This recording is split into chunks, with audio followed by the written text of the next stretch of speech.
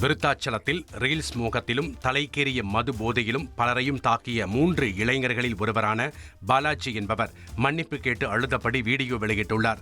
அதில் ரீல்ஸுக்காக செய்த காரியம் தங்களுக்கே வினையானது எனவும் இந்த தவறை வேறு யாரும் பண்ணாதீங்க என கூறிய அவர் தான் போலீசில் சரணடைய போவதாகவும் கூறியுள்ளார்.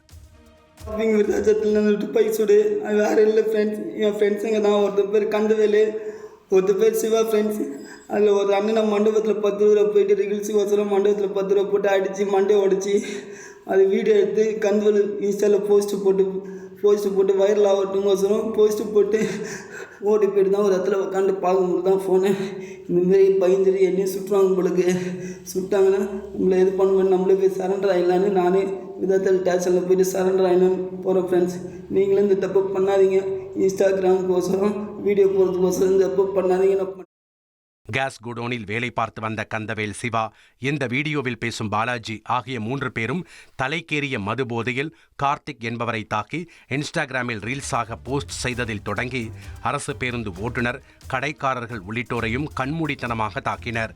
பின்னர் அவர்களை தேடி வந்த போலீஸையும் கந்தவேல் என்பவர் தாக்கிய நிலையில் அவரை போலீசார் துப்பாக்கியால் சுட்டு பிடித்தனர். அப்போது அங்கிருந்து தப்பி ஓடிய பாலாஜி சரணடைவதற்கு முன்பாக உயிர் பயத்தில் நடந்தவற்றை கூறி தேம்பி அழுதபடி மன்னிப்பு கேட்டுள்ளார். இதையடுத்து சரணடைந்த பாலாஜியை கைது செய்த போலீசார் விசாரணை நடத்தி வருகின்றனர்.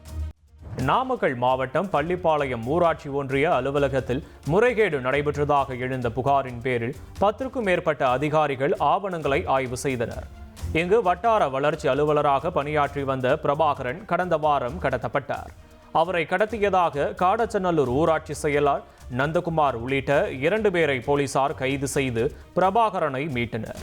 இந்நிலையில் பிரபாகரன் மீது முறைகேடு புகார் எழுந்ததால் அவர் பணியிடை நீக்கம் செய்யப்பட்டார்.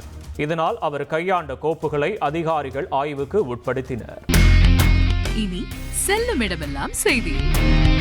தந்தை டிவியின் வாட்ஸ்அப் சேனலை ஃபாலோ பண்ணினா செல்ல இருக்கும் இடமெல்லாம் செய்தி.